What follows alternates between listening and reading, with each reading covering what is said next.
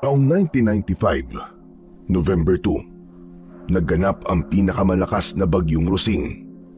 Sa paligid ng malaking lawa, sa baryo ng San Isidro, ay maririnig ang malalakas na sigawan ng mga tao.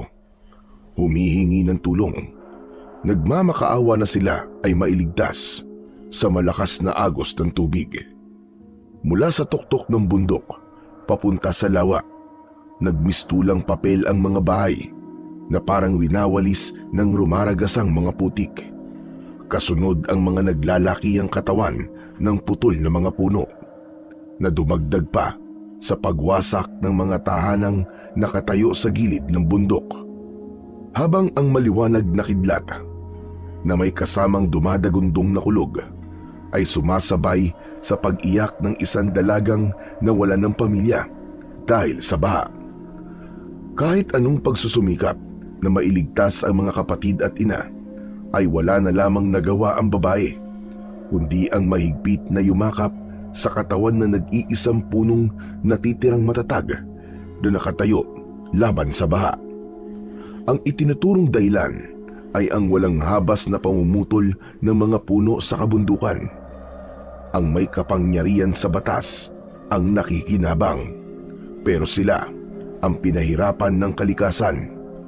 Marami ang kinuhang buhay ng bagyong Rosing, kasama ang mga mahal sa buhay ni Mara.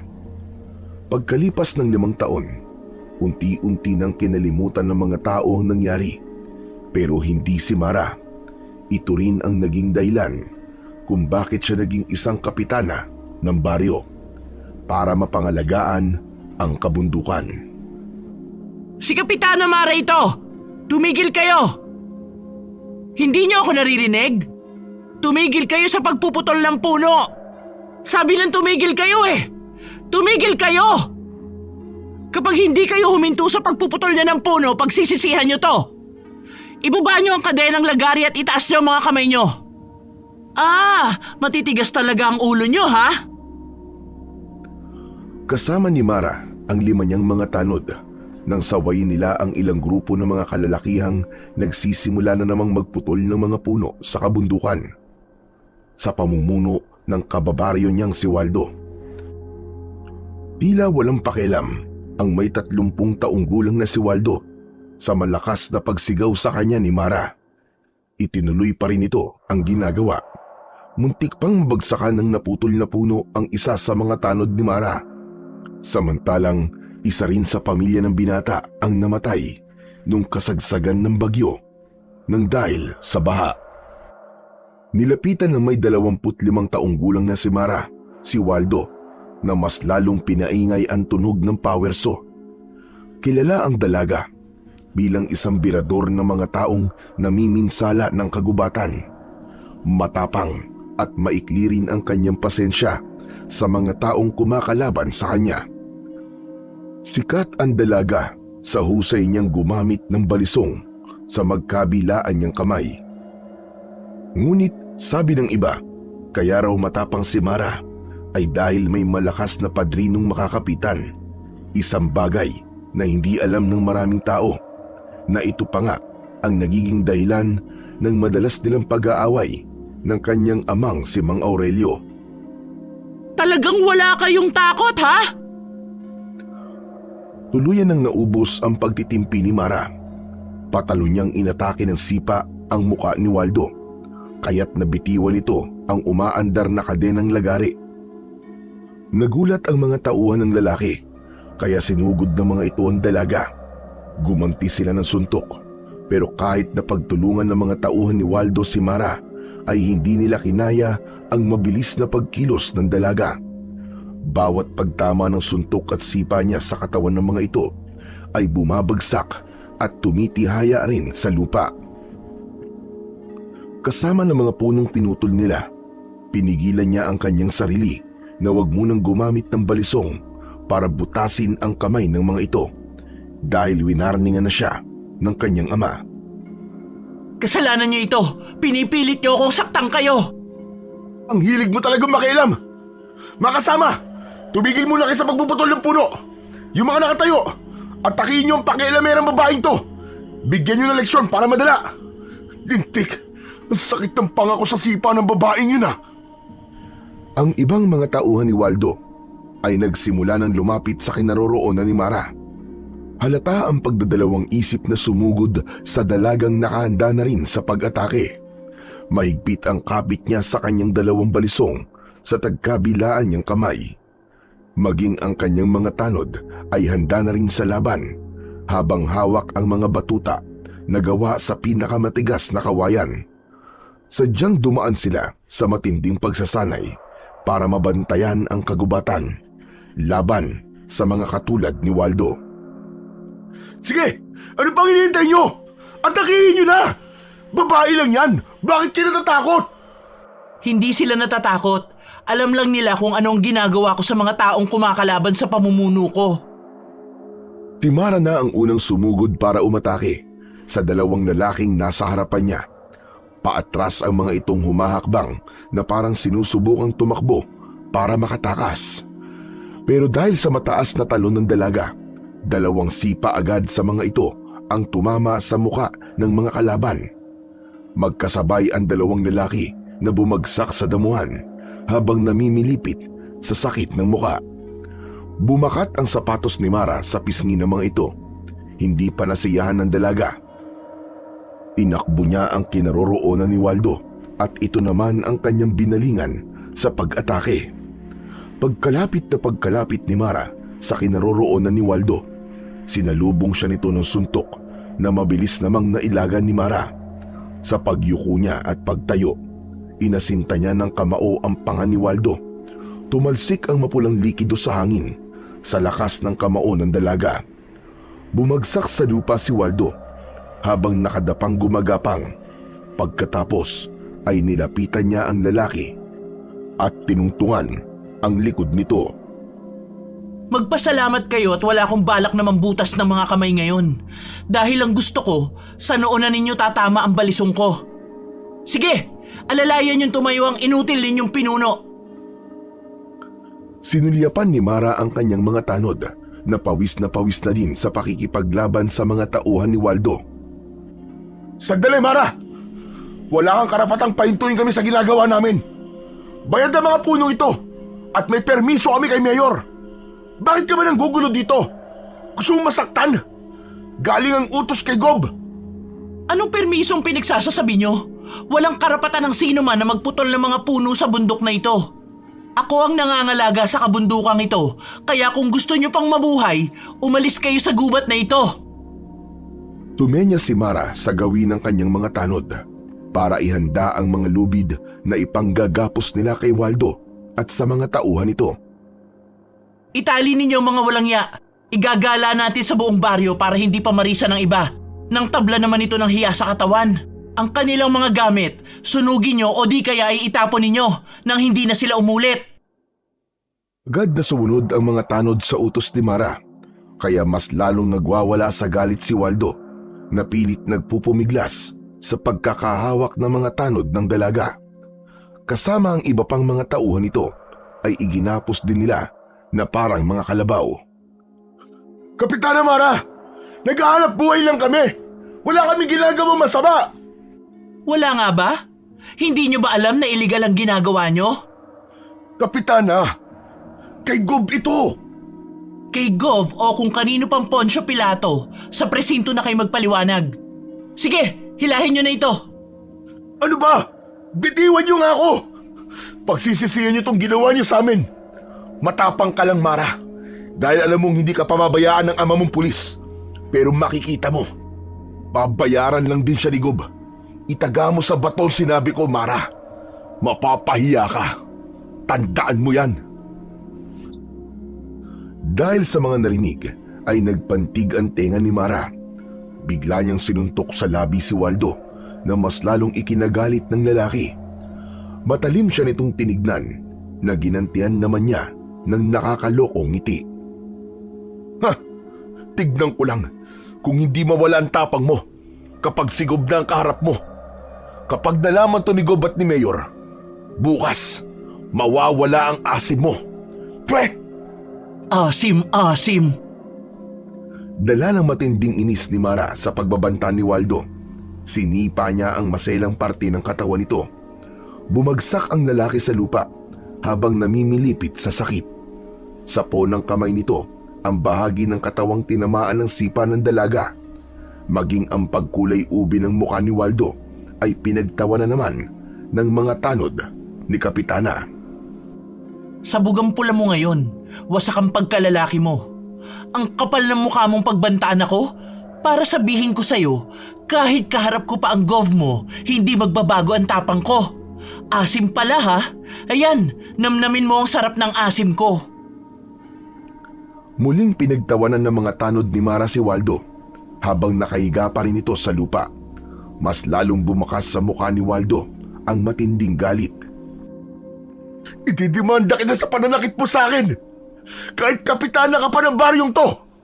Hindi ako titigil hanggat hindi ka nakakapagbayad sa ginawa mo to sa akin! Walang maniniwala sa'yo. Mga kasama, may nakita ba kayo? May sinaktan ba ako? Humarap si Mara sa mga nakatayo niyang tanod at sabay-sabay ang mga ito sa pagsabing wala silang nakita. Hindi ako natatakot sa'yo. Unahin mo munang lusutan ang kaso mong ito bago ka magbanta sa akin na parang babaeng putak ng putak. Sige, itayo nyo na ang hudas na ito. Alisin na ninyo sa paningin ko dahil baka hindi ako makapagpigil mabutas ko pa ang kamay ng lalaking ito.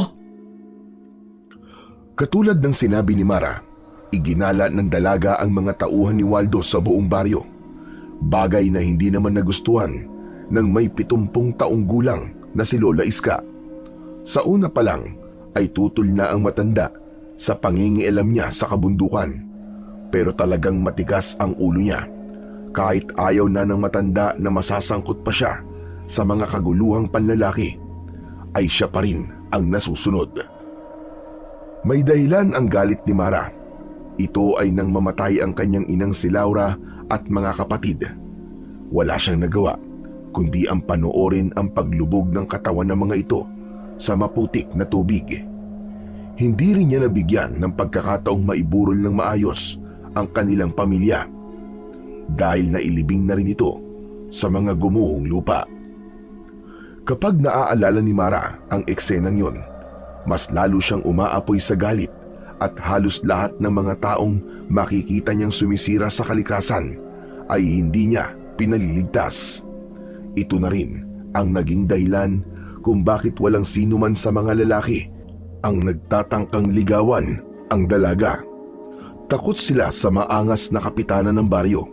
Ang pinakabatang naging punong barangay ng lugar na yon ay may malupit ding pamamaraan ng pagpaparusa gamit ang balisong na minana pa sa kanyang Lola Iska. Pagdating nila sa presinto, ang galit na mukha ni Mang Aurelio ang bumungad sa kanilang dalawa ni Lola Iska.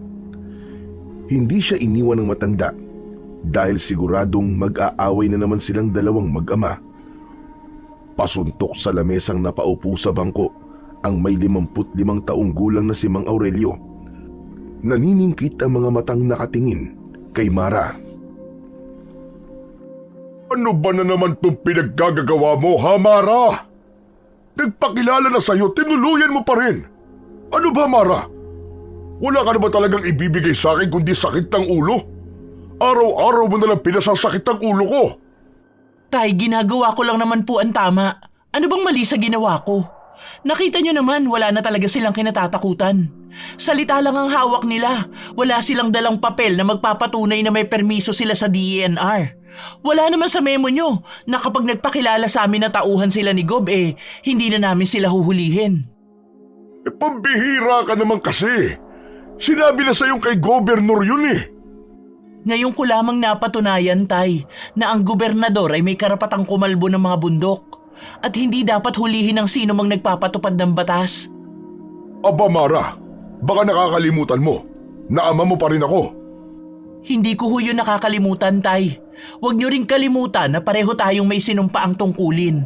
Pero ano bang klaseng batas meron tayo? Bakit kapag matataas na tao ang kasangkot, bakit parang tayo pa ang mali? Wala na ba tayong karapatang tumablaman lang kahit sa katwiran? Tama naman ang sinasabi ng apo ko. Bakit ka ba nagagalit sa kanya, Aurelio? Nay, pwede ba? Huwag na muna kayo sumali sa usapan namin. Ipinaiintindi ko lang ho sa anak ko na dapat meron din siyang kinatatakutan. Paano kung magreklamo na naman ang mga taong binugbog niya? Hindi ko na siya may pagtatanggol. Matataas na tao ang sangkot dito. Anong laban ni Mara kay Gobernur na kayang baligtarin ang pangyayari? Baka sa huli, si Mara pa ang makulong niyan. Ginagawa ko lang po, Itay, ang sa tingin ko ay tama. Tapat ako sa tungkuling nakaatang sa balikat ko. Hindi ako natatakot makulong. Wala akong ginagawang masama, Tay. Ibinubuwis ko ang buhay ko para sa taong bayan. Kahit isang hamak lang akong kapitan, kumpara sa matataas na taong sinasabi ninyo. Lalabanan ko sila. Huwag lang maulit ang mga nangyari noon. Mara anak, hindi ko naman inaalis sa'yo na maging tapat ka sa tungkulin mo. Pero dapat, maghinay-hinay ka rin naman. At kilalanin mo mga dapat mong kilalanin. Huwag ka masyadong matapang. Isa lang ang buhay mo, anak. Ikaw na lang ang natitirang mahalagang bagay sa akin. Hindi ko matatanggap kung pati ikaw ay mapahamak. Patawarin mo ko, Tay. Pero alam kong alam nyo rin na kaya may piring sa mata ang simbolo ng katarungan para sa tuwid na hatol. Hindi ko pa rin nakakalimutan na ang naging kapalit ng pagpuputol nila ng puno sa kabundukan ay ang buhay ng aking ina at mga kapatid. Kaya ako naduduwag kayo sa pagtupad nyo sa tungkulin. Ang mabuti pa magbitiw na lang kayo sa serbisyo. Nabigla si Mara nang maramdaman ang malakas na sampal sa kanyang muka. Gumuhit ang sakit sa kanyang pumutok na labi, kasabay ng pag-agos ng dugo sa kanyang baba. Pakiramdam ng dalaga ay biglang uminit at namula ang kanyang pisngi. Naramdaman niya ang paghawak ni Lola Iska sa kanyang balikat at galit na pinagsalitaan si Mang Aurelio. Aurelio, bakit mo sinaktan ang anak mo? Gusto ko lang magising siya sa katotohanan, inay. Para malaman niya na ako pa rin ang kanyang ama. Kahit pareho kami na sinumpaan tungkulin, wala pa rin siyang karapatang umasta na siya mas mataas sa akin. Masyado nang tumataas ang tingin niya sa kanyang sarili. Sana sinampal nyo na rin ang inyong pisngi, Tay. Masyado kayo nagpapahalatang kinakampihan ninyo ang gobernador na yun eh. Hindi kayo patas humatol. Bakit ikaw? Kapitana ka lang, hindi ba? Pakialaman mo lang ang nasasakupan mo. Kaya ko nga po ito ginagawa. Kaya nga po kayo ang pulis, isang hepe ng San Isidro. Ano po ba ang ginagawa ninyo? Mukhang nagpapalaki lang kayo ng tiyan. Ba't talagang... Tama na! Tumigil na kayo, mag-ama pa rin kayo, hindi kayo dapat nag-aaway. Mabuti na lamang pala at sumama ako kay Mara. Dahil kung hindi, baka hindi lang sampal ang aabuti ng apo ko sa'yo, Aurelio. Tara na, umuwi na tayo, apo. Baka gabihin pa tayo sa daan. Wala ka na rin namang magagawa dahil pinalaya nila si Waldo at ang mga kasama niya. Isang pagkakamali ang ginawa ninyong ito, Tay. Talagang isang pagkakamali. Dahil hinayaan kitang gawin ang mga gusto mo. Pinagsisisihan kong tinuruan pa kita kung paanong humawak ng balisong at lumaban. Hindi na kilos siya ng isang babae, kundi kilos ng isang sangganong walang sinasanto. Dahil sa pagpapalaya nyo kay Waldo, mas lalo lamang ninyo akong nilalagay sa panganib. Huwag mo akong sisihin sa nangyari sa'yo. Ikaw ang pumili niyan, hindi ako. Matapang ka, di ba? Patunayan mo. Siguro nga'y tama mga kababaryo natin. Na kaya ka matapang dahil inaasahan mo ang pagiging pulis ko. Iniisip mong tutulungan kita. Pwes, nagkakamali ka. Hindi ko kukonsintihin ang mga baluktot mong gawain. Alam ninyong kahit kailan na hindi ako umasa sa inyo. Kaya nga namatay si nanay at ang mga kapatid ko dahil sa kapabayaan ninyo eh. Hindi pagkukonsinti ang ginagawa ninyo, Tay, kundi pagpanig sa mga kaaway ng lipunan. Wala kayong kwentang pulis! Anong sabi mo? Tama na! Itigil nyo na ito!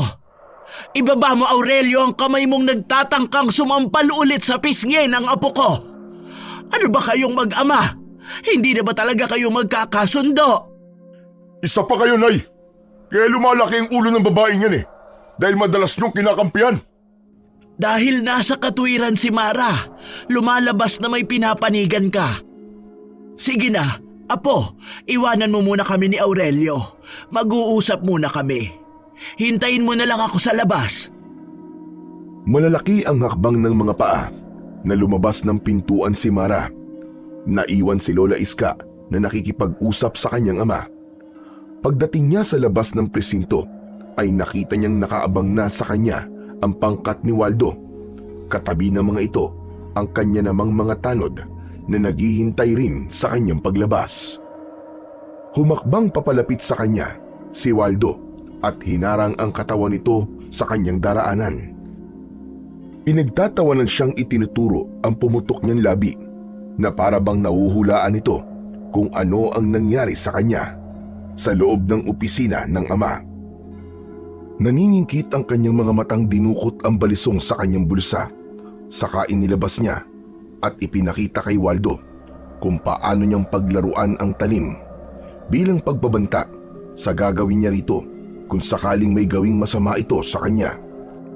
Madalas siyang magdala ng balisong dahil marami siyang nakakabangga ng mga illegal logger sa pagganap niya sa kanyang tungkulin at bilang proteksyon sa kanyang sarili. Pero hindi nagpatinag ang lalaki. Ang gusto nito ay makaganti sa ginawa ni Mara. Hoy ikaw, magaling na babae. Ano? E di napanis ang laway mo. Mukhang nasabon ka rin ng airpat mo, no? Hindi ka pa ba luluhod para humingi ng tawad sa amin, ha? Kababae mong tao, kay tapang-tapang mo. Hindi ako lumuluhod sa halimaw. Ah, ganun ha? Hindi agad nakailag si Mara sa unang pag-atake ni Waldo sa kanya. Tumama ang suntok ng lalaki sa kanyang muka, kaya't bumagsak siya sa lupa. Umalma ang mga tanod ng dalaga na lumapit sa kanilang kinaroroonan, pero hinarangan ang mga ito ng mga tauhan ni Waldo na ang ibig sabihin ay huwag makikialam sa away ni Waldo at Mara.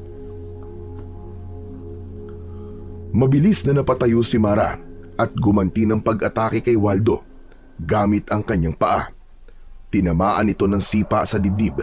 Pagkatapos ay isinilid niya ang balisong sa kanyang bulsa. Muling nagpakawala ng suntok si Mara na tumama naman sa tagiliran at mukha ng lalaki. Kaya si Waldo naman ang bumagsak sa lupa. Agad na nilapitan ni Mara ang nakadapang si Waldo at tinungtungan niya ang mukha nito pahalik sa lupa. Nagulat din ang mga tao sa bilis ng paa ni Mara, kaya hindi sila nakapagsalita sa husay ng dalaga.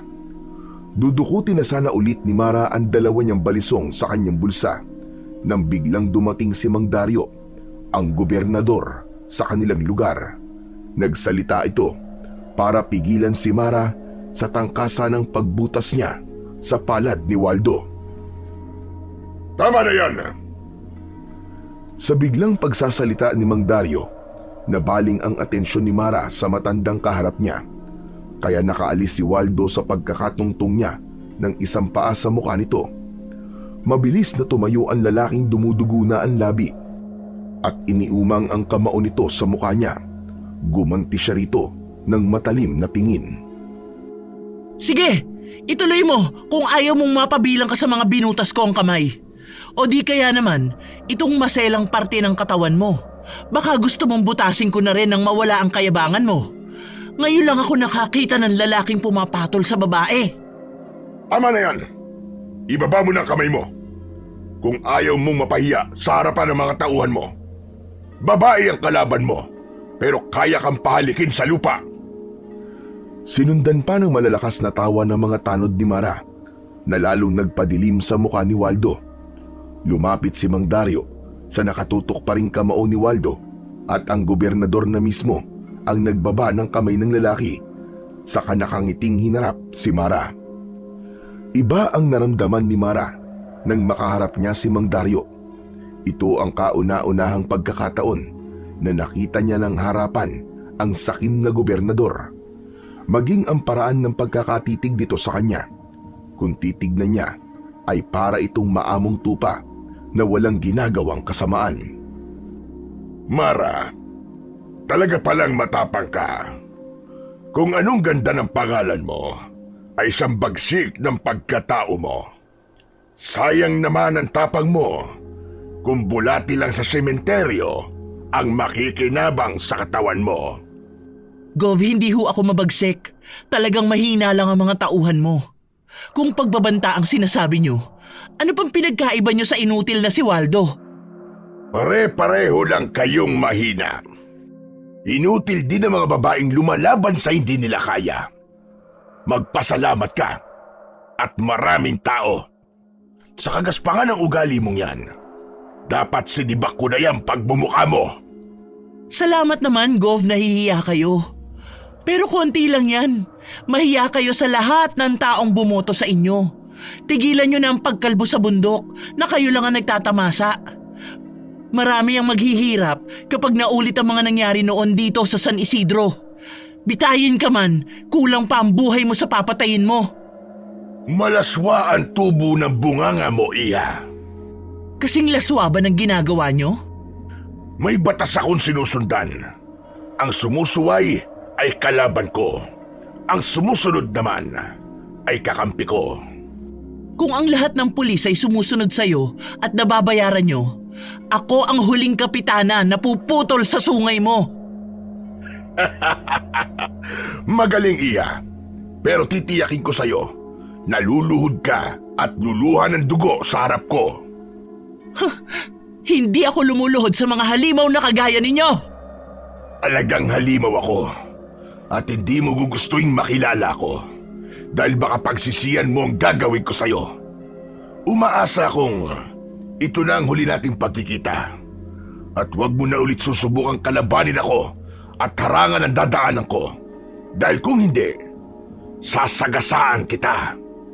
Hindi ako natatakot sa inyo kaya huwag niyo akong pagbabantaan. Kung halimaw ka, ako ang magsisilbing asin na papaso sa halimaw mong katawan.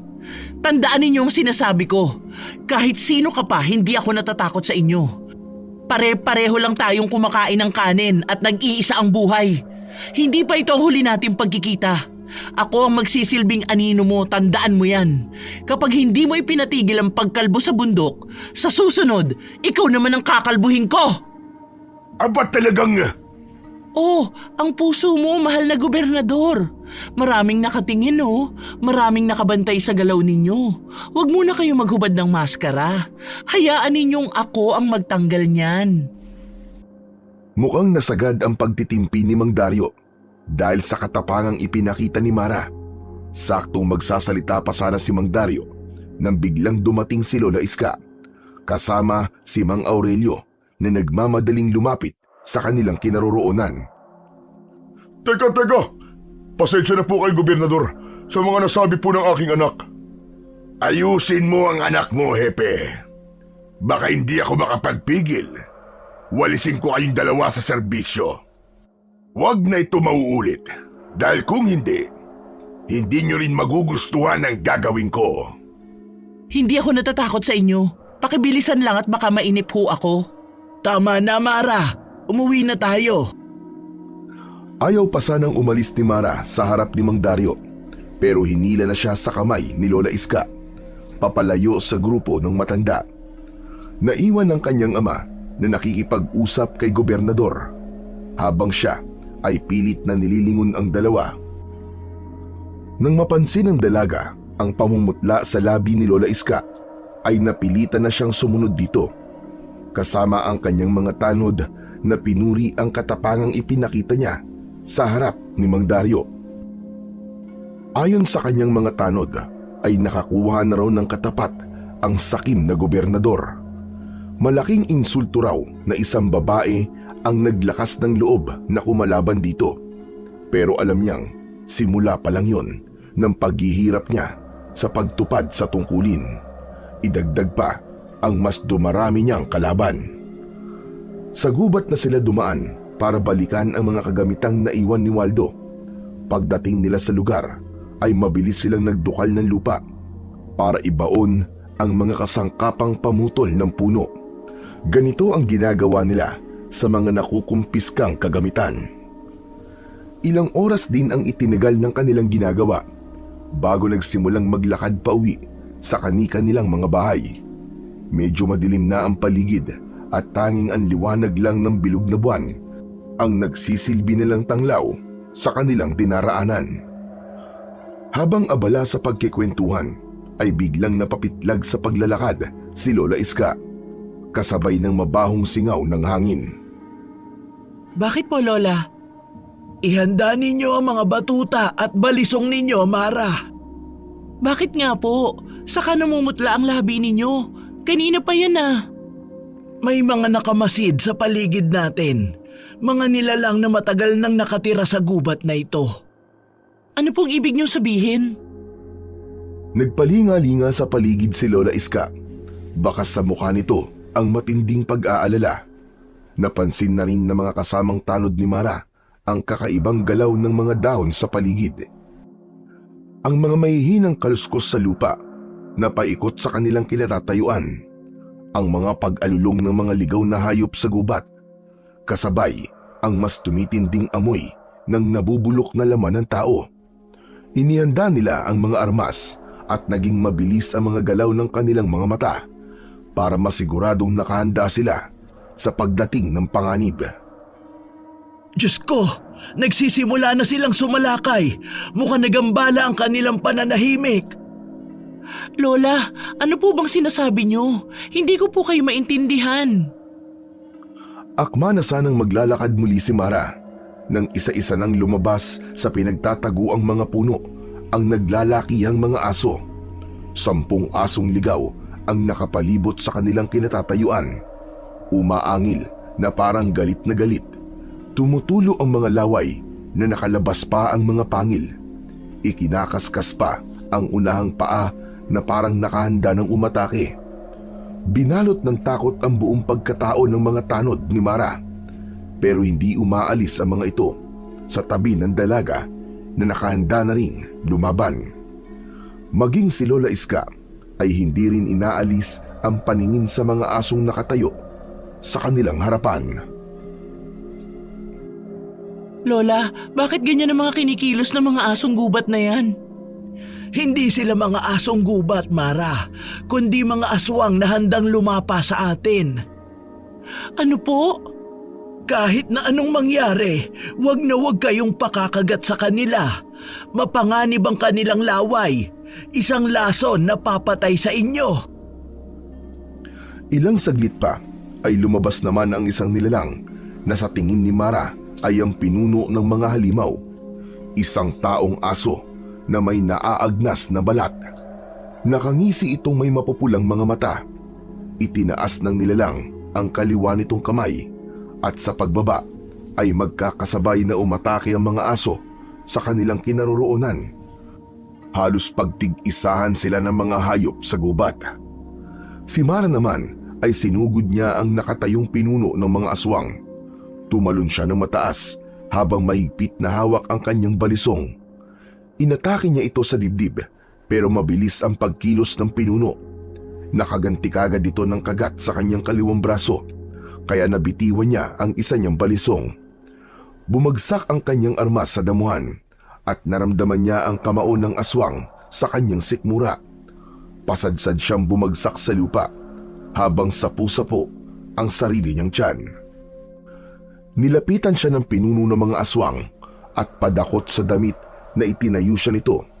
Kasabay ng muling pagkagat nito sa kanyang balikat, binigwasan niya ng suntok ang mukha ng halimaw kaya't natanggal ang kagat nito sa balat niya. Nakita ni Mara ang pagbulwak ng dugo sa kanyang sugat. Lalo siyang nagalit sa ginawa ng aswang. Kaya naman, gumanti ulit siya rito ng saksak pero nahawakan ng pinuno ang kanyang kamay at muli siya nitong kinagat sa braso. Habang sa gilid ng kanyang mga mata ay nakikita niyang sugatan na rin ang kanyang mga tanod. Mara! Apo! Bitiwan mo ang apo ko! Mula sa pagkakaluhod ni Mara sa damuhan, dinig na dinig ni Mara ang malakas na sigaw ni Lola Iska nang makita nito ang ginagawa ng pinuno sa kanya. Mabilis ang takbo ng matanda na sinipa nito ang pinuno. Halos gumulong sa damuhan ng halimaw sa lakas ng sipa ni Lola Iska. Isang bagay na ipinagtaka naman niya sa matanda. Paano nitong napatumba ang pinuno sa kabila ng edad nito? Pinanood ni Mara ang naging kilos ng kanyang lola Iska bago dinampot ng matanda ang nabitiwan niyang balisong at ito mismo ang sumaksak sa balikat ng halimaw. Umangil na parang nasasaktang aso ang pinunong kumagat sa balikat ni Mara. Pilit nitong inaabot ang nakabaong talim sa laman nito kasabay ng pagbulwak ng dugo sa sugat nito. Mamatay kang halimaw ka! Sinaktan mo ang apo ko! Ubod lakas na muling ibinaon ni Lola Iska ang kutsilyo sa balikat ng aswang. Napasigaw ang halimaw dahil sa sakit. Hayop ka! Buwisit kang matanda ka! Gumanti ng suntok ang pinuno kay Lola Iska. Mabuti na lang at mabilis na nakailag ang matanda at nagawa nitong gumanti muli ng suntok sa aswang. Tangka na sanang muling sasaksakin ni Lola Iska ang pinuno nang bigla na itong kumaripas ng takbo papalayo sa kanilang kinaroroonan. Ganon din ang mga nilalang na nasa anyong aso na sumunod rin sa pinuno nila. Ang naiwan ay ang mga tanod ni Mara. Sa kasamaang palad, 3 ang namatay sa kanyang mga tauhan at 2 lang ang natirang buhay at sugatan pa. Mara, apo! May tama ka! Kailangan mong magamot agad! Ang mga kasama ko po muna, Lola, ang tulungan nyo. Sugatan din sila. Pero mas malalim ang mga sugat mo sa katawan. Isa pa, ang mismong pinuno nila ang nakakagat sa'yo. Masyadong delikado para sa'yo. Huwag niyo po akong alalahanin, Lola. Ang mahalaga ay mailigtas sa mga tanod ko. Nasugatan sila ng dahil sa akin. Mabilis na kumilos ang matanda sa utos ni Mara, pero ang kanyang mga tauhan ang mismong nakiusap na unahing gamutin si Mara dahil gasgas lang ang sugat na tinamo nila. Ang mga ito pa nga ang nagtulong-tulong para alalayan si Mara papunta sa bahay ni Lola Iska. Iniwan muna nila pansamantala ang katawan ng mga namatay na tanod habang paika-ika silang naglalakad papunta sa kubo ng matanda. Hindi alam ni Mara na may bahay ang matanda sa gitnang kakauyan, kaya pagdating nila sa kubo nito ay nagulat siya sa itsura ng loob ng bahay. Gawa yun sa kawayan na may bubong na pawid. Sagana ang bakuran sa mga tanim na halamang gamot. Maraming nagkalat na mga puting bato sa paligid. Alam niyang mabisang pangontra din yun sa mga aswang, kaya naisip niya na marami pa pala siyang hindi alam tungkol sa totoong pagkatao ng matanda. Pagpasok ni Mara sa sala ng bahay, ay bigla siyang nakaramdam ng pananakit ng kanyang mga sugat. Tumibok-tibok pa na parang puso. Naramdaman din niya ang abnormal na pagtirik ng kanyang mga mata, paninigas ng kanyang katawan at pagtulo ng kanyang laway. Bumagsak siya sa saig na yari sa kawayan habang naririnig niya ang nag-aalalang boses ng kanyang mga tanod. Hindi alam kung ano ang gagawin para makatulong ang mga ito sa matanda. Maging si Lola Iska ay nanginginig din ng katawan dahil sa takot. Panay rin ang paglapat ng palad nito sa kanyang noo dahil sa tumataas na temperatura ng kanyang katawan. Diyos ko, hindi ito maaari. Huwag naman sana. Mara, apo ko, kontrolin mo ang sarili mo. Labanan mo ang sakit, nakikiusap ako. Naririto lang si Lola, hindi kita iiwan. Ang sakit po, Lola. Anong nangyayari sa akin? Mas lalong bumilis ang tibok ng puso ni Mara nang maramdaman niya ang kakaibang enerhiya na gumagapang sa kanyang katawan.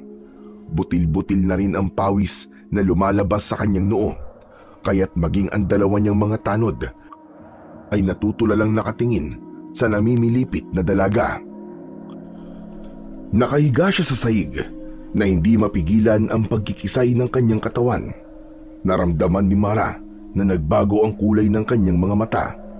Naging kulay pula yun na nagdudulot naman ng takot sa matanda. Napaupo si Lola Iska sa sahig, bakas sa mga mata ang takot at pag-aalala para sa kanya. Hindi naiintindihan ni Mara kung ano ang nangyayari sa kanya. Basta ang alam niya lang, para siyang sinisilaban ng buhay. Napansin ni Mara na may kinuha si Lola Iska sa ilalim ng lamesa sa gilid ng upuan. Isang uri ng bilog na garapon na may lamang kulay pulang likido. May mga ilang hibla ng buhok ang nakababad sa likido na kinuha ng matanda at iwinisik-wisik sa kanyang sugat habang bumubulong-bulong itong nakapikit. Bawat pagtama ng buhok sa kanyang sugat ay doble ang sakit na gumuguhit sa kanyang kalamnan. Konting tiis lang, Mara. Hindi ko hahayaang mapahamak ka. Lola, bakit po ganito ang pakiramdam ko? Parang gusto kong kumain ng hilaw na karne. Tumigil ka kung ano-anong pinagsasasabi mo. Baka kung ano pang isipin ng mga tanod mo eh. Epekto lang yan ang kagat ng aswang sayo. Binili ng kita kanina na huwag kang magpapakagat sa mga aswang. Pero ang tigas pa rin ang ulo mo. Sumugod ka pa rin dun pa sa pinakapinuno nila. Nang maramdaman ni Mara ang unti-unting pagkawala ng sakit ng kanyang sugat, saka lang din nawala ang panginginig ng kanyang katawan. Kaya naman, inalalayan siyang muling umupo sa upuang kahoy ni Lola Iska. Maya-maya pa ay dalawa naman niyang tanod ang ginamot ng matanda. Pero napansin niyang hindi ang gamot na nasa garapon ang ginamit ni Lola Iska sa mga tanod, kundi dinikdik na dahon ng artamesa. Pagkatapos na malagyan ni Lola Iska ng benda ang mga sugat ng dalawang tanod, ay muli itong bumalik sa tabi niya. Pagkalipas ng ilang minuto, nagpaalam na ang dalawang tanod kina Lola Iska at Mara. Sinabi ng mga ito na sila na ang mag-aasikaso sa mga namatay nilang kasamahan at ipapaalam na lang kay Mang Aurelio ang mga nangyari kay Mara. Nang umalis sa mga ito sa kanilang harapan, saka lang nagkaroon ng pagkakataon ng dalaga na tanungin si Lola Iska tungkol sa mga napansin niya kanina sa matanda. Lola, hindi pa po kayo nagpapaliwanag sa akin kung ano bang nangyayari. Bakit may ganong mga nilalang na sinasabi ninyong aswang? Ano po ba talaga kayo? Wala sana akong balak na ipaalam sa iyo kung sino ako. Dahil alam kong gagamitin mo lang itong dahilan para mas tumupad sa iyong tungkulin. Dati akong manunugis ng mga aswang kulob. Sila ang umatake sa atin kanina. Matagal na panahon na nang huli silang umatake. Kaya nagulat ako sa bigla nilang pagsulpot sa ating harapan kanina. Aswang kulob? Alam po ba ito ng mga taga-baryo? Saka, anong klaseng mga nilalang ang aswang kulob? Mga nilalang na nakatira sa gubat. Takot sila sa salamin, lalong-lalo na sa mutya ng kabayo. Kahit buhok lang ng kabayo ang gamiting panghampas sa kanila ay manghihina sila at mamamatay. Kumakain sila ng laman loob ng tao at hayop. Kahit ang kapwa aswang nila ay kaya rin nilang kainin. Hindi rin sila takot sa sikat ng araw. Sa halip, ito pa mismo ang nakapagpapagaling sa kanilang mga sugat. Alam din po ba ni tatay ang tungkol sa pagkatao ninyo? Oo, kahit kailan ay hindi ko yun inilihim sa kanya. Kaya lang tutol siya sa ginagawa ko, kaya minabuti kong itago ang lahat ng kagamitan ko sa kubong ito. Kanina po ay nakita ko kung gaano kayo kalakas makipaglaban. Nagawa po ninyong pabagsakin ng pinuno. Paano niyo po nagawa yun, Lola? Dahil sa suot kong mutya ng kabayo. Itinaas ni Lola Iska ang pang-itaas nitong suot na damit at nakita niya ang isang kulay dilaw na tela na nakatali sa bewang nito. Tinanggal ng matanda ang pagkakabuhol ng tali saka ibinigay kay Mara. Ano po ito, Lola? Ang batong nasa gitna ay ang mutya ng kabayo. Isang mabisang bato na may kapangyarihang kabal o kakayahang hindi pagtalab ng kahit na anong klaseng sandatang tatama sa iyong katawan. Katulad ng baril, itak o kahit na kutsilyo. Subukan mong itali sa iyong bewang ang mutya. Malalaman mo kung ano ang mga kakayahang mababago sa katawan mo. Muling pinagmasdan ni Mara ang telang nasa kanyang kamay. Pagkatapos ay itinali niya sa kanyang bewang. Hindi halos makapaniwala ang dalaga sa kakaibang liwanag na nakita niya sa suot na mutya. Nawala rin ang kanyang nararamdamang sakit sa sugat. Nagtatakang napatingin siya sa mukha ni Lola Iska. Nakangiti itong nakatingin sa telang nasa bewang ni Mara. Paano naman po kayo, Lola? Hindi po ba magkakaroon ng epekto sa inyong katawan ng pagkawala ng mutya sa inyong bewang? Talagang ipinamamana yan sa mga sunod na lahi ng tagapagbantay. Kung hindi agad namatay ang anak kong si Laura, siya sana ang sunod na magmamana niyan. Sa kalagayan mo ngayon, dapat lang na ikaw na ang mga laga sa mutya, kasama ng 2 mong balisong. Naalala ko po kanina habang nararamdaman ko ang epekto ng kagat ng aswang. Bakit iba ang gamot na ginamit niya sa akin kumpara sa 2 tanod kanina? Syempre, apo kita. Dapat lang na mas mabisa ang gamot na ibibigay ko sa'yo. Tingnan mo naman ang epekto ng gamot na wala agad ang pagkikisay mo. Saka parang kakaiba po ang nararamdaman ko kanina. Parang nagugutom ako na hindi ko maintindihan. Hindi nga ba't kinagat ka ng aswang kaya nararamdaman mo rin kung ano ang nararamdaman nila? Maiba tayo ng usapan. Kahit na anong mangyari, wag na wag mong sasabihin sa iyong ama ang tungkol sa mutya. Bakit po? Para hindi na madagdagan ang pag-aaway nyo. Hindi pa man halos natatapos magsalita si Lola Iska, ay dumating na si Mang Aurelio. Pawis na pawis ang noo habang namumutla ang labi. May dalang gasera ang kanyang ama na bakas ang matinding pag-aalala sa muka. Agad itong lumapit sa kanya at sinuri ang mga sugat niya sa katawan. Kumusta na ang pakiramdam mo, anak? Mabuti na po, Tay. Ano ba nangyari? Nakita kong katawan ng mga tanod mo. Wakwak ang mga tiyan, butas ang leeg, at naliligo na sa sariling dugo. Maging ang malalaking aso, nakita rin namin katabi ng mga tanod. Inabangan kami sa gubat ng mga aswang kulob. Aswang kulob? Naku po, isa lang ang dapat mong gawin. Mag-ingat ka. Baka ang mga tao rito at mga tanod mo idamay nila. Sa ngayon, hindi pa sila nagiging agresibo. Hindi magtatagal ay magiging banta na sila sa kaligtasan ng buong baryo. Pero bakit ako? Kung totoong sa akin sila galit, bakit kailangan pong idamay nila mga tanod ko? Dahil kakampi mo sila, Mara. Bakit hindi niyo sinabi sa akin na meron palang aswang na gumagala sa baryong ito? Sana man lang napaghandaan ng aming mga kasama ang kanilang pagsalakay. Wala sanang mga namatay sa tanod ko.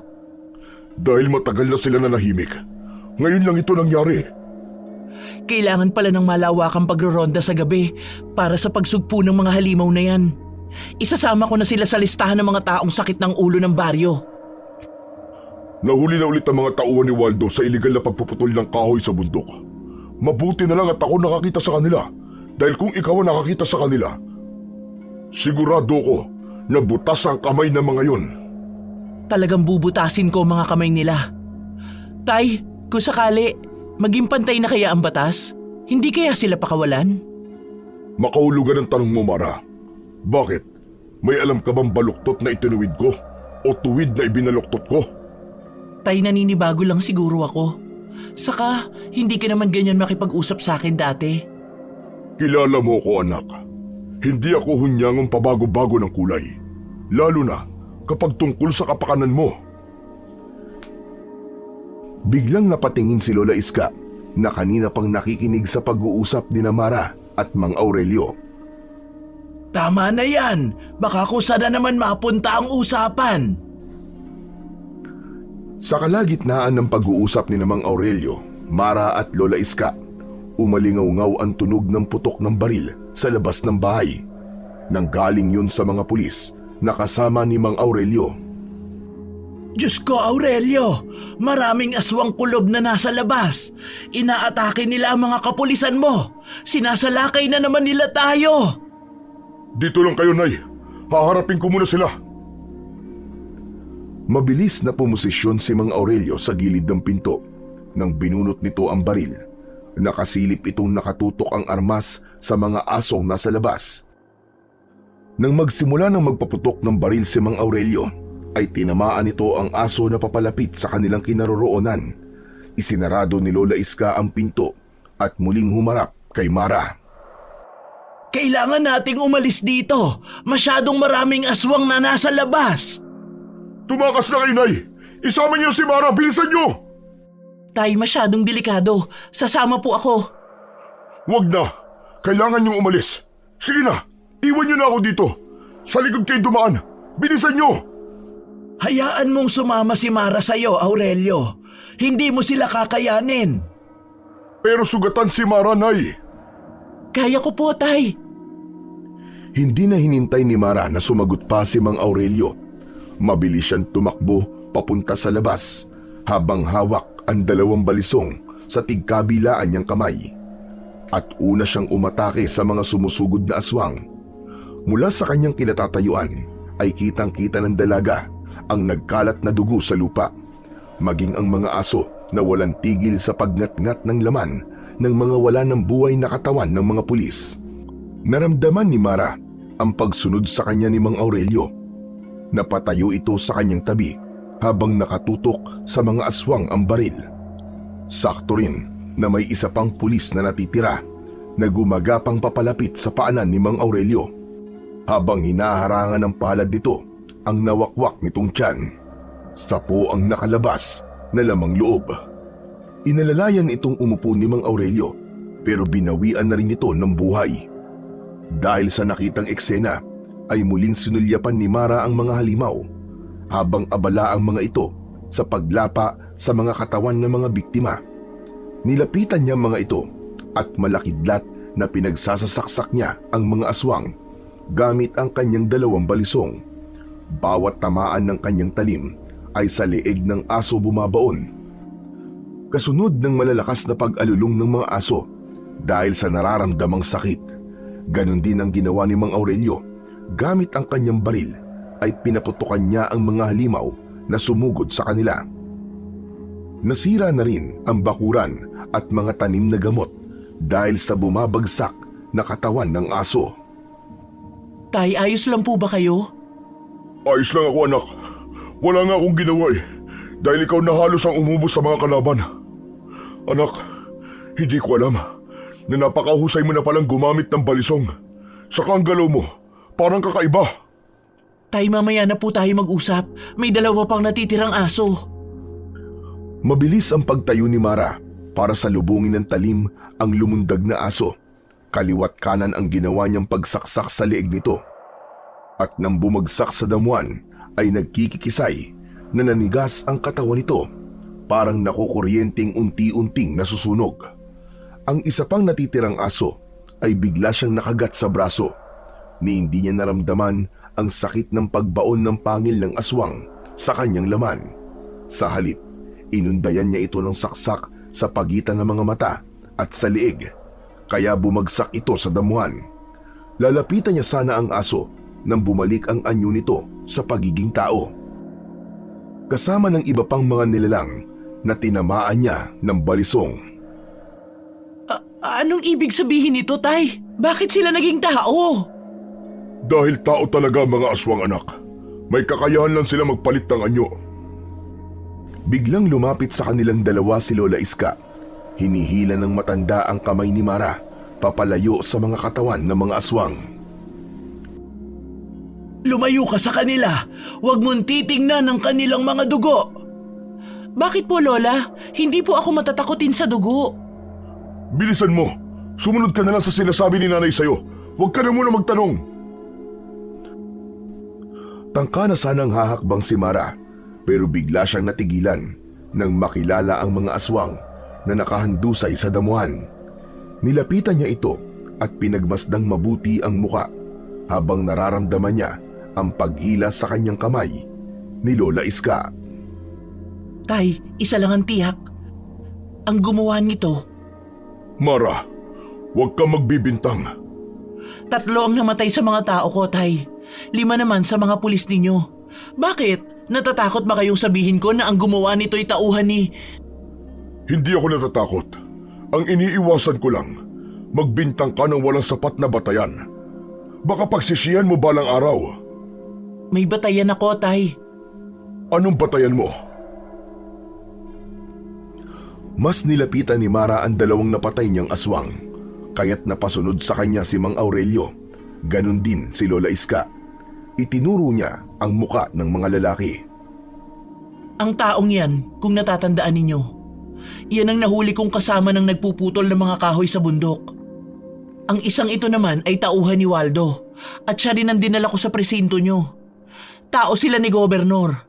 Tiyak na si Gobernur ang may kagagawa nito. Kung aswang ang kanyang mga tauhan, malamang na aswang din si Gobernur. At siya rin ang dahilan ng sunod-sunod na patayan sa lugar na ito. Natitiyak kong siya ang nagplano nito. Huwag mong tiyakin, anak. Hinuli mo si Waldo, kaya may dahilan siya para gantihan ka. Ito ang sinasabi ko sa iyo una pa lang. Hindi na ako nagkulang ng pagbibigay ng babala sa iyo. Pero Tay, hindi sila ordinaryong mga tao. Dahil sila'y mga aswang kulob. Paano mo nalaman ang tungkol sa pangalan nila? Ako ang nagsabi sa kanya, Aurelio. Alam na niya ang tungkol sa mga aswang. Nay, bakit na naman po kayo nakikialam dito? Karapatan niyang malaman dahil muntik na siyang mapahamak sa kamay ng mga aswang. Huwag na kayong magalit kay Lola. Ang dapat dito sa mga aswang na ito ay patayin o di kaya ay sunugin. Mara, may batas tayo na dapat magpasya. Huwag mong pangunahan. Kapitan ka lang ng baryong ito. Kapitan akong sumusunod sa batas. Pero sa mga aswang na yan, wala silang karapatang dumaan sa batas. Sumunod ka na lang, Mara. Dalhin sa munisipyo ang mga bangkay. Masakit na ang ganti ng katapatan, imbis na karangalan, kabiguan. Pati ba sa inyo, Tay? Hindi niyo ba talaga ako pakikinggan? Wala akong magagawa, Mara. Sumusunod lang ako sa order na nasa itaas. Kung nakinig ka lang sana sa akin, hindi mangyayari ang ganito. Hindi awa ang hinihingi ko, Tay. Katwiran. Tinalikuran ni Mara ang kanyang ama dahil masamang-masama ang loob niya. Lalo pa nang muli itong magsalita. Simula sa mga oras na to, hindi muna ikaw ang kapitan dito. Isusurrender mo ang 2 balisong mo bukas. Ako muna ang uupo kapalit mo. Hindi pwede ang gusto nyo. Mamamatay na muna ako bago nyo makuha ang mga balisong ko. Akma na sanang tatalikod si Mara nang makita niya sa damuhan ang mga nagkalat na lamang loob, dugo at patay na katawan ng aswang. Bigla siyang nakaramdam ng gutom, pagkalam ng kanyang sikmura at ang kakaibang bango ng amoy ng sariwang dugo. Para siyang natatakam at inuutusang tikman ang dugo. Huwag kang lumapit sa kanya, Mara! Lumayo ka sa katawang yan!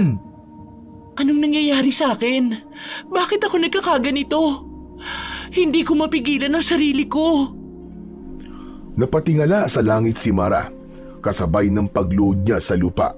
Sa harap ay ang wakwak na tiyan ng aswang dahil sa tama ng saksak niya dito kanina. Parang wala sa sariling dumapa si Mara sa tiyan ng aswang.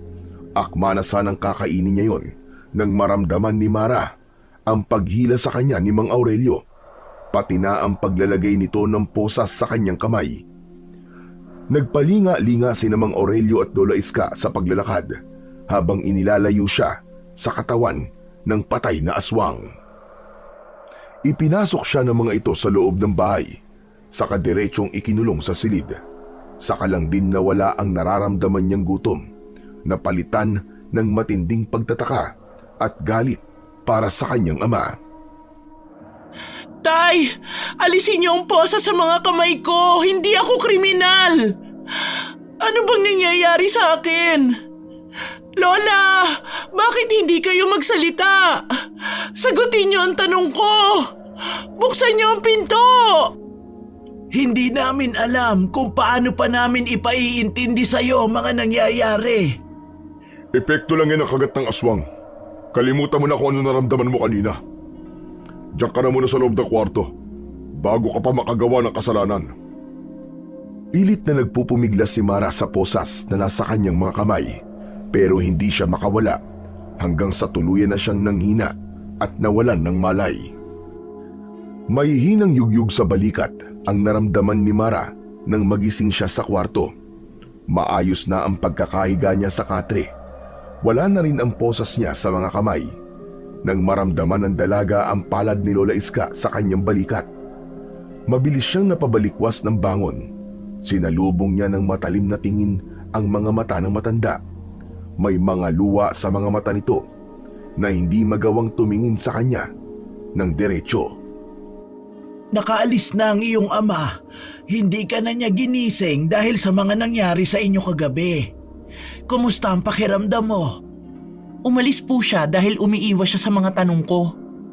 Huwag kayong mag-alala, medyo masakit lang po ng konti ang mga sugat ko sa katawan. Ang mas masakit sa akin ay ang dibdib ko. Dahil sa galit, Lola. Alam ko may hindi magandang nangyayari sa aking katawan. Hindi ito isang simpleng kagat lang ng aswang. Si Aurelio, siya na lamang ang tanungin mo. Hindi pa po ba tayo uuwi? Para matanong ko na siya kung ano pa ang mga itinatago niyo sa akin. Kaya nga ginising na kita. Bumangon ka na dyan at isasara ko lang ang pinto at bintana. Huwag kang masyadong magpadala sa nararamdaman mo. Sandaling umalis si Lola Iska sa harapan ni Mara, kaya muli niyang kinapa ang balisong sa kanyang bulsa. Nakahinga ng maluwag ang dalaga nang maramdaman na nasa kanya pa rin ang armas at hindi tuluyang kinuha ng ama. Nang maihanda ang sarili, ay lumabas na rin si Lola Iska para sumama papunta sa bahay nila sa gitnang baryo. Pagdating nila roon ay halos pagtinginan sila ng mga tao. Nakarating na siguro sa kanila ang mga nangyari sa atin kagabi. Hindi ko rin po maiwasan ang hindi malungkot at mahiya sa mga nangyari habang ang mga tanod ko ay pinaglalamayan ngayon. Tapos ako buhay na buhay. Walang magawa kundi ang yumuko. Pagkatapos, hindi ko pa alam kung ano ang nangyayari sa akin. Ipinagpatuloy ni na Lola Iska at Mara ang paglalakad. Hindi inaasahan ni Mara na madadaanan nila ang pangkat ni Waldo. Nag-iinuman ng tuba sa tapat ng tindahan ni Aling Bella. Saktong pagtapat nila sa umpukan nito ay biglang nagsalita si Waldo. Mara! Nakarating na sa amin na nangyari sa inyo kagabi na mga tanod niyong mayabang. Pati na ang pagpapalit sa iyo ng iyong ama. Hindi dumaan sa tamang proseso, oo. Ginamit ang pagiging ama niya sa iyo. Kawawa ka naman. Kawawa rin ang mga tanod na pinabayaan mo mamatay. Mas kawawa yung mga lalaking nasusugatan ng wala namang pakinabang ang ginagawa. Yung tipong sakit na ng ulo ng baryo, inutil pa sa serbisyo. Tara na Mara, huwag mo na lang silang intindihin. Awat kay Mara ni Lola Iska, pero naramdaman niyang umiinit ang mutyang nasa bewang niya. Kaya naman, dinukot niya ang 2 balisong sa kanyang bulsa at ipinakita niya sa mga ito kung paano niyang nilaro-laro ang kutsilyo. Tumabi muna po kayo, Lola. Ipapaliwanag ko rin po sa inyo ang gagawin ko. Apo, nakikiusap ako. Umiwas ka na sa gulo. Hoy, ikaw tanda! Umalis ka sa tabi ng apo mo. Kung ayaw mong kaladkarin ka namin, pabalik sa kubo mo, dun sa gubat! Natigilan si Lola Iska sa sinabi ni Waldo, kaya makahulugang napatingin ito sa mukha ni Mara. Ang alam niya ay walang nakakaalam sa kubo ni Lola Iska, kaya't paano nitong nasabi ang tungkol sa kubo. Isang palatandaang maaaring isa si Waldo sa mga halimaw na sumalakay sa kanila. Hoy Mara! Huwag mo akong pakitaan ng balisong mo ha. Hindi ako natatakot sa'yo. Pero alam mo, ginawa kang utu-uto na sarili mong ama eh. Alam naman yan tama ka, pero mas kinampihan niya ang gobernador na nanggigipit sa'yo. Palibasa, sip-sip yang si Mang Aurelio eh. Magkano ba natanggap niyang suhol? Pwede ba, Waldo? Kung walang lalabas na maganda dyan sa bibig mo, itiko mo na lang. Hindi ako katulad mo na parang tagak. Nakatungtong lang sa likod ng kalabaw, akala mo ikaw na ang nagmamay-ari ng baryong ito. Buwisit ka pala eh. Nakikisimpatya lang naman ako sa'yo eh. Nang babara ka pa. Mara, apo, umalis na tayo. Huwag mo na lang silang pansinin. Basta dyan lang ho kayo, Lola. Alam mo Mara, sa totoo lang, Maganda ka sana eh. Kaya lang, makita ko pa lang ang pagmumukha mo, kumukulo na kagad ang dugo ko. Ngayon lang ako napahiya ng ganito sa buong buhay ko. Sa isang babae pa. Idagdag pa yung walang kwenta mong ama. Pagkatapos mabayaran tinalo kami. Pwede ba?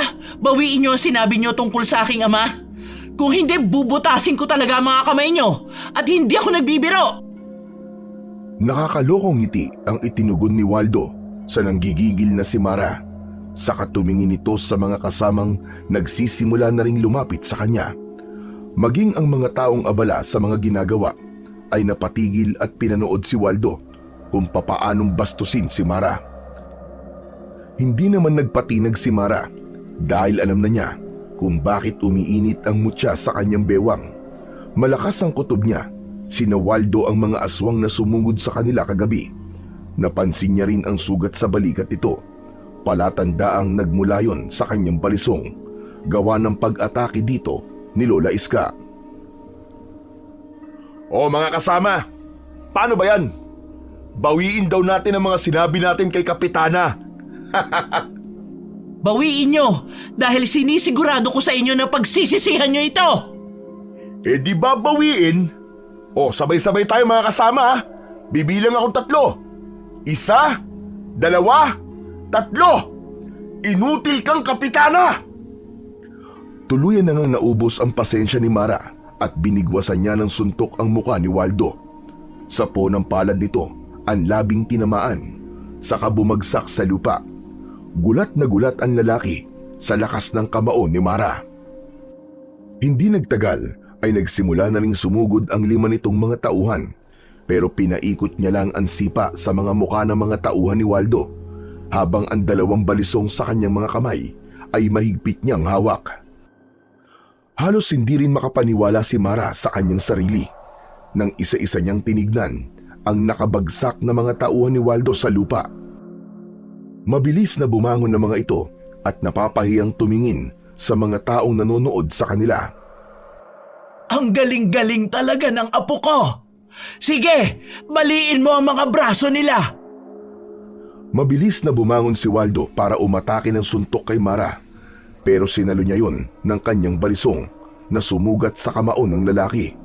Gumanti siya rito ng sipa sa dibdib, 2 magkakasunod na suntok sa muka, at sa pagbagsak ng lalaki sa lupa, sinundan niya pa ito ng pagluhod sa dibdib nito, sabay saksak ng balisong sa kamay ni Waldo. Tumagos ang talim sa lupa, kasunod ang pagbulwak ng dugo sa sugat nito. Nang bunutin niya ang balisong, ay halos mapaihi sa short si Waldo nang dahil sa sakit.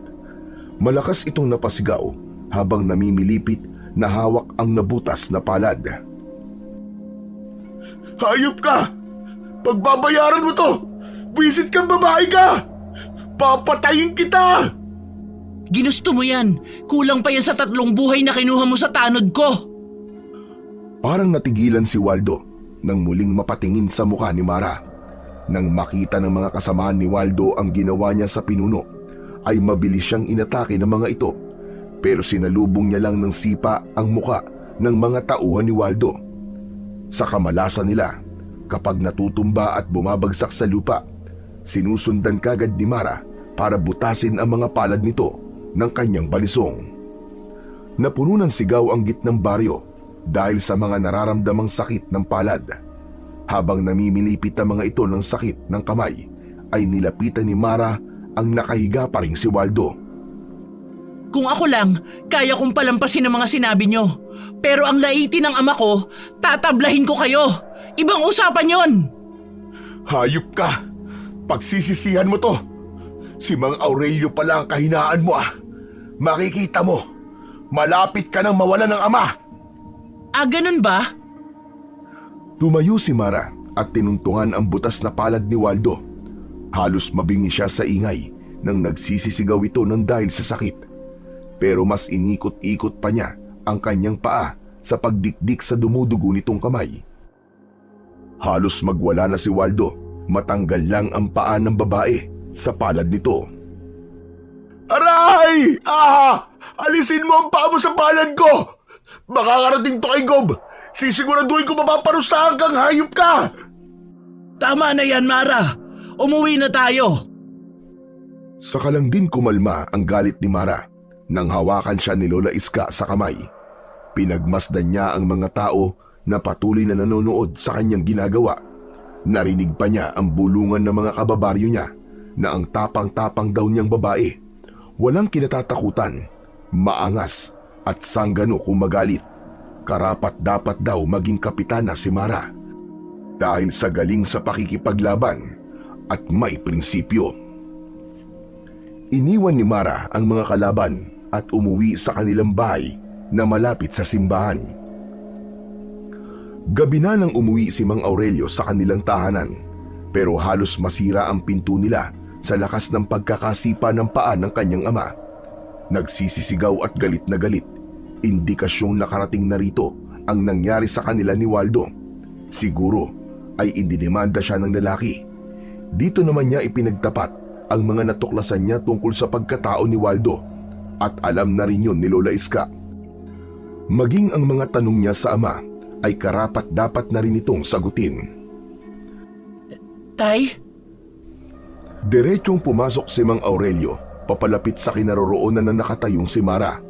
Dinakot nito ang damit niya at galit na inilapit sa mukha nito. Nanlilisik ang mga matang sinalubong ni Mara ang tingin ng ama. Ano ba to, Mara? Ha? Nanggulo ka raw kina Waldo. Ginamit mo pa raw ang pangalan ko. Mali ang balitang nakarating sa inyo. Hindi ako nanggulo at hindi ko gagamitin ang pangalan niyo, Tay. Tama na. Tama ng pangangatwiran mo. Mabuti pa. Para sa ikabubuti mo, umalis ka na sa baryong ito. Isama mo si Nanay Iska. Mahal ko ang San Isidro at hindi ko magagawa ang sinasabi niyo. Ang sinasabi ko, para sa kapakanan mo. Ang kapakanan ng San Isidro ang iniintindi ko. Ang pagprotekta sa kabundukan natin. Yon ang totoong layunin ko. Pati na ang pagpuksa sa mga aswang kulob. Pasensya na, Tay, pero hindi ako susunod sa gusto nyo. Bibigyan ko ng katarungan ang nangyari sa aking ina at sa mga kapatid ko. Matapang ka, Mara. Masyado kang matapang. Ang sinasabi ko'y katwiran, Tay, hindi katapangan. Kapag nadungisan ang pangalan ko sa kakagamit mo, ako ang makakalaban mo. Bilang anak mo, hindi ko po inaasahang ganyang kaliit ang tingin niyo sa akin. Patutunayan ko sa inyo na kahit babae ako, magagawa ko silang pigilan. Maging kayo, Tay. Iginagalang ko pa naman kayo at inaasahan ko na sa oras ng aking kagipitan, kayo lang ang malalapitan ko. Dapat sana ipagtanggol niyo ako tulad ng gagawin ko kapag may papatay sa inyo. Ako muna ang mauuna bago po kayo. Sayang ang paggalang ko sa inyo, Tay. Hindi inaasahan ni Mara ang gagawin ni Mang Aurelio nang bigla siya nitong bitiwan sa damit at humugot ng baril sa bewang, sabay tutok sa kanyang noo. Umalis ka na, Mara. Bago ko butasin ang bala ang ulo mo. Kahit anak pa kita, kaya kong ubusin ang bala ko sa katawan mo. Kung papatayin ka rin naman ng ibang tao, ako na mismo ang papatay sa'yo. Masyado ka na matapang. Bato na ang puso mo. Balang araw, maiintindihan mo rin ako kung bakit ko to ginagawa. Lumayas ka na sa pamamahay ko! Sige, Tay, iputok nyo. Para kumalat ang utak ko sa bahay na ito. Ang bahay na dating puno ng saya, ang bumuo sa pagkatao ko. Sige, Tay, kalabitin nyo na ang gatilyo. Kayo po ang matigas dahil bato ang puso nyo. Pakiramdam ko ako lang ang nawala ng pamilya. Hindi kayo, Tay. Ang laki niyong duwag! Diyos ko, Aurelio! Ibaba mo ang barel! Huwag mo itutok sa anak mo! Huwag kayong makialam dito, Nay! Sumusobra na ang batang ito Alam ni Mara na nabigla lang ang kanyang ama sa naging desisyon ng pagtutok nito ng baril sa kanya dahil nanginginig ang kamay ni Mang Aurelio. Pakiramdam ni Mara, biglang tumigil ang oras. Parang kutsilyong bumabaon sa kanyang dibdib ang tingin na yon ng kanyang ama. Dahil hindi nito magagawang iputok ang baril, ipinalo nito ang armas sa kanyang muka. Napailing na lang ng kanyang muka sa kabilang direksyon kahit naramdaman na niya ang mainit na likidong umaagos sa kanyang labi. Muli siyang tumingin dito at mas lumapit sa kanyang ama. Iniangat niya ang baril nito at itinutok ni Mara sa sarili niyang noo. Hindi yan ang inaasahan kong gagawin nyo, Tay. Para malaman nyo, may isa kayong anak na lalaban para sa inyo. Para sa pamilyang pinatay ng sinasamba mong gobernador. Iputok nyo! Madilim ang sikat ng araw para sa akin ngayon. Dahil ang ama ko mismo ang unang nanakit sa akin. Kapag napatunayan ko na may itinatago kayo sa akin, uusigin kita, Tay. Pero sa ngayon, hindi ko alam kung anong meron sa inyo at pilit yung iniiwas ako sa mga taong sumisira ng kabundukang ito. Sabay talikod niya sa harap ng kanyang ama. Kasunod ang pagbagsak ng kanyang mga luha dahil sa matinding galit. Apo, saan ka pupunta? Mag-iisip-isip po muna para mas maintindihan ko kung bakit nagkakaganyan si tatay. Madilim ang anyo na lumabas ng pintuan si Mara. Walang tiyak na pupuntahan. Habang naglalakad, bumubuhos ang masaganang luha sa kanyang mga mata. Hindi niya matanggap na sinaktan siya ng kanyang ama. Sa pagpapatuloy ng paglalakad ni Mara, ay hindi niya napansin na nasa lugar na siya kung saan namatay ang kanyang mga tanod. Kaya lang, nang makita niya ang baboy ramo na nagdudukal sa lupa, bigla na naman siyang nakaramdam ng kakaibang pakiramdam. Matinding pagkagutom na hindi niya mapigilan ang kanyang sarili. Tuluyan nang hindi na kontrol ni Mara ang nararamdaman. Mabilis niyang sinunggaban ang baboy ramo at agad na kinagat ang hayop sa leeg. Dahil sa lakas at bagsik ni Mara, mabilis niyang nabutas ang leeg ng hayop gamit ang kanyang matatalas na ngipin.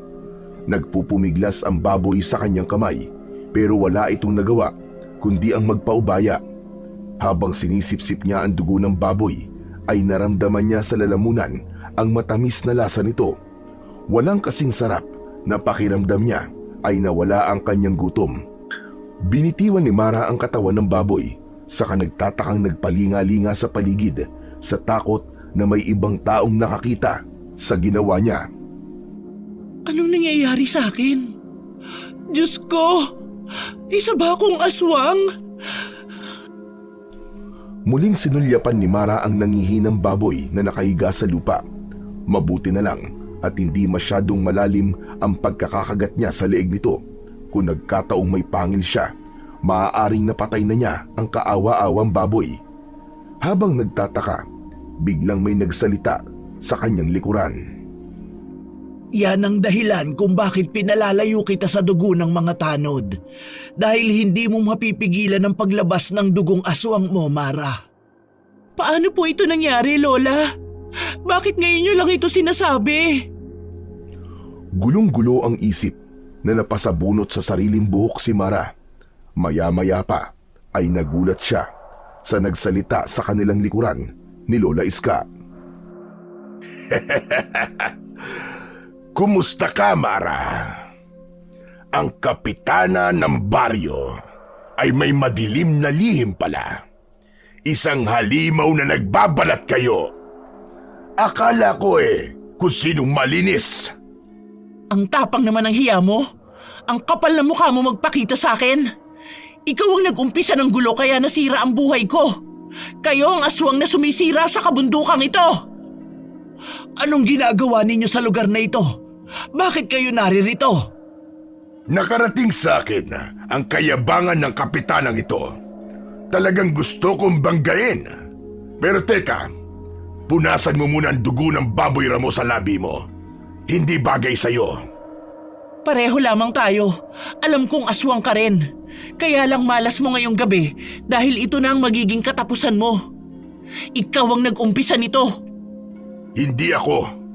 Ikaw ang nag-umpisa ng gulo. Ako lang ang tatapos. Kaya kung ako sa'yo, luluhod na ako at hihingi ng patawad. Alam mo naman, kaya kong sagutin ang buhay mo ngayon. Maliligtas kita, basta't mangako kang aanib ka sa akin. Sa Diyos lang ako lumuluhod. Hindi ako lumuluhod sa masibang buhayang katulad mo. Hindi rin ako umaanib sa masasamang tao na kagaya mo. Uy! Banal na aso, santong kabayo, ha? Maya-maya pa ay dumating na rin ang grupo ni Waldo. May benda ang kamay nito na binutas ni Mara ng balisong. Dahan-dahan siyang dumukot ng armas sa kanyang bulsa at umatras papalapit kay Lola Iska.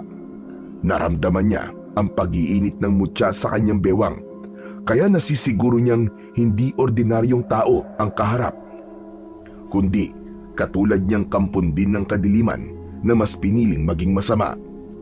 Galit na iniumang ni Waldo ang hawak nitong kutsilyo kay Mara. Loko pala to eh! Dito pa lang, gigilitan ko na ng leeg ang babaeng to! Konting lamig ng ulo, Waldo, konting lamig. Hindi pa nga magaling ang sugat mo sa kamay eh. Babae lang yan, Waldo. Ibaba mo na kutsilyo. Huwag ka naman masyado magpasikat. Tigilan ninyo ang apo ko. Lalong-lalo ka na, Dario. Baka pagsisihan mo lang sa huli ang gagawin mo. Hindi ko naman siya ipapapatay, Lola Iska.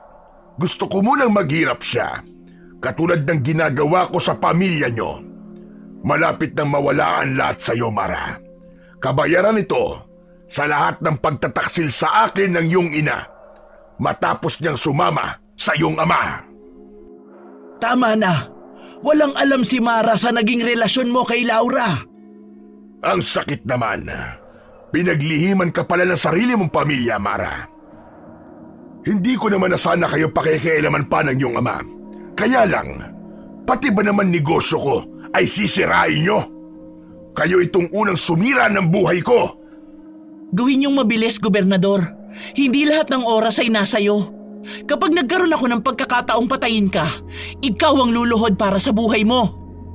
Huwag kang mainip, Mara. Huwag kang mainip. Hindi ang isang tulad mo ang papatay sa akin. Hindi mo ako kilala. Sa ayaw at sa gusto mo, ikaw ang luluhod sa harapan ko. Kung hindi ako iniwan ni Laura, buhay pa sana siya ngayon. Iiwan ka talaga ni Laura dahil nalaman niyang isa kang halimaw. Nakita ka niya kung paanong kumakain ang laman loob ng tao. Wala kang kasing sama dahil sa kasakiman mo. Sinadya mong ipakalbo ang kabundukang ito para bumaha at mamatay ang dati mong asawa. Hindi nga naman ibibintang sa'yo ang pagkamatay nila. Pero alam mo bang yun din ang pinakamalaki mong nagawang pagkakamali? Hindi agad nakapagsalita si Mang Dario, pero umatake na kagad ng saksak si Waldo. Wala na itong pakialam sa kung anong nakaraan ng gobernador. Ang mahalaga dito ay makaganti kay Mara. Pero nasalag ni Mara ang kutsilyong hawak ni Waldo nang gamit niyang balisong. Biglang nagkagulo sa gitna ng kagubatan. Nagulat na lang din si Mara nang makita ang nagliliwanag na mutya sa kanyang bewang. Nanlalaki ang mga mata ni Mang Dario nang makita rin ito ang mutya sa bewang ni Mara. Pero naging agresibo si Waldo na makaganti sa dalaga. Kahit nararamdaman ito ang sakit ng sugat sa kamay, ay mas nanaig ang galit nito sa dibdib para kay Mara. Sabay-sabay na nagpalit ng mga anyo ang mga tauhan ni Waldo. Naging isang mabangis na malalaking asong gubat. Panay ang pag-angil na ikinakaskas pa ang unahang paa sa lupa. Ganoon na rin si Mang Dario na nag-anyong pinakamalaking taong aso. Mapupula ang mga mata. Tumutulo ang laway na biglang lumukso sa kanyang kinatatayuan. Samantalang si Mara naman ay pilit na pinoproteksyonan si Lola Iska. Mamamatay kayong lahat! Mula sa malakas na pagsigaw ay sumerko-serko sa ere si Mara at pinagsasasaksak niya ang leeg ng mga aso. Malalakas ang angil na bumabagsak ang mga ito sa damuhan habang nagkikisay. Bawat wasiwas ng kutsilyo ng dalaga ay may tinatamaang nilalang. Natakot ang lahat ng mga aswang nang biglang bumalot sa katawan ng dalaga ang maliwanag na ilaw na nanggagaling sa kanyang mutya.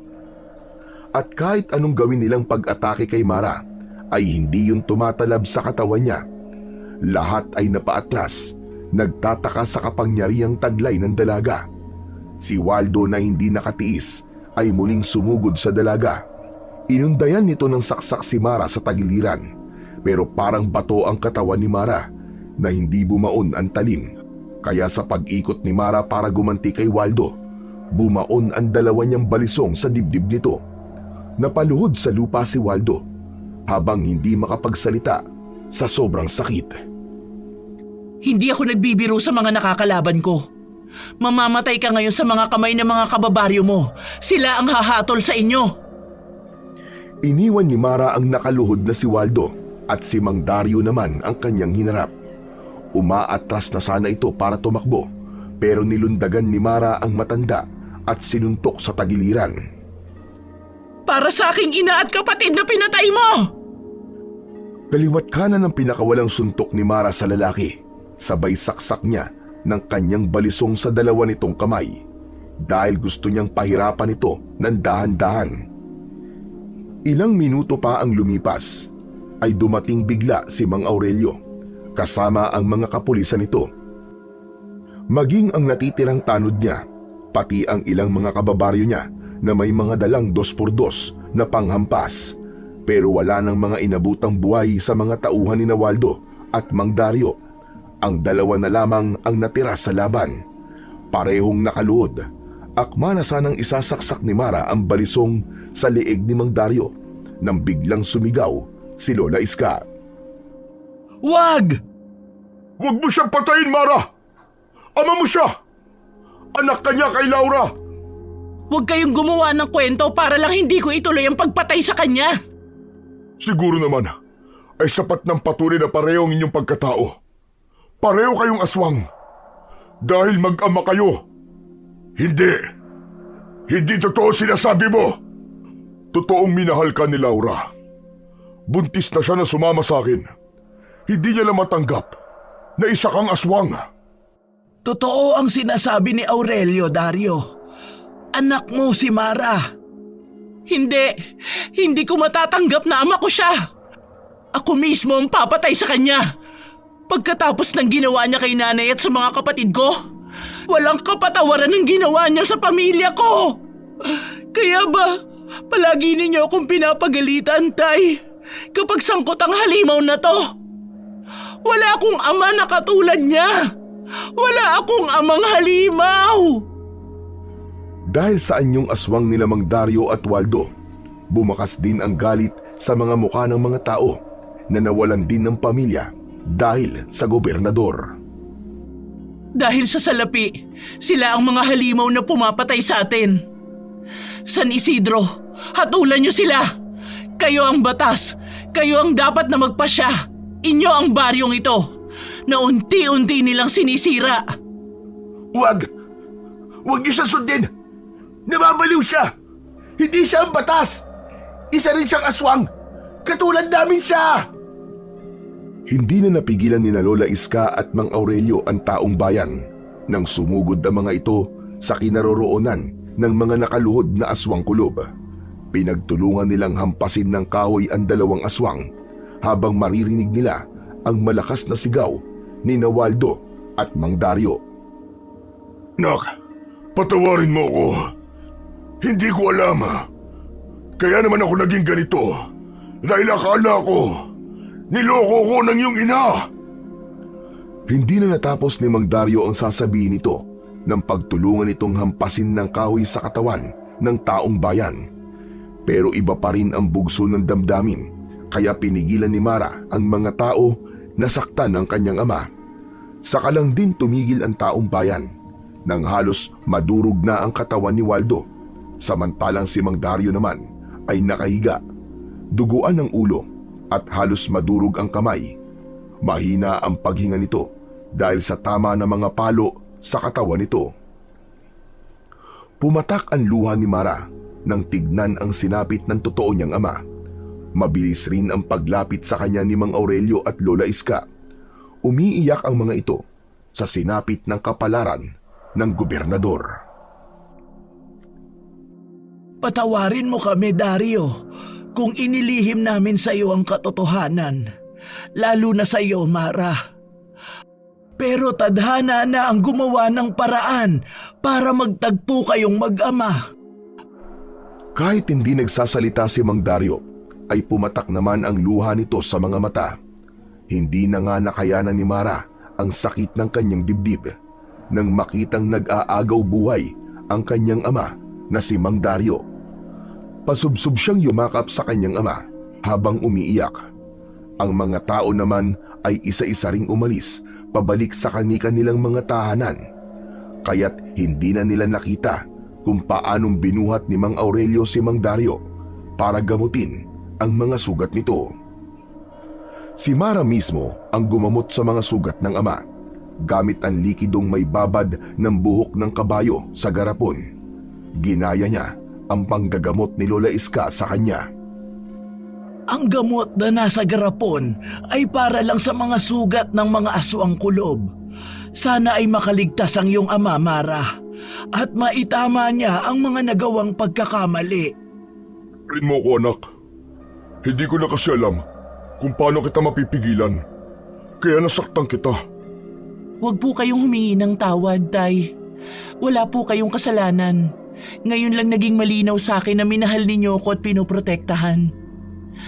Salamat po, Tay. Matagumpay na nagamot ng likidong may babad ng buhok ng kabayo si Mang Dario. Ilang araw din ang tinagal ng pagpapagaling sa mga sugat ni Mang Dario at tuluyan na ngang tinalikuran ni Mara ang pagiging kapitana ng baryo ng San Isidro. Magmula noon ay wala nang naging balita ang mga taga-baryo sa mag-amang aswang kulob. Maging sina Lola Iska at Mang Aurelio ay naglaho na parang bula sa baryo. Pero alam ng mga tao na nasa lugar lang ang mag-ama sa baryong walang nakakakilala dito dahil may mga kumakalat pa ring balita tungkol sa babaeng may tangan ng 2 balisong na madalas mambutas ng palad sa mga masasamang loob. Natigil na rin ang iligal na pamumutol ng mga puno sa kabundukan at muling bumalik ang katahimikan sa buong baryo ng San Isidro.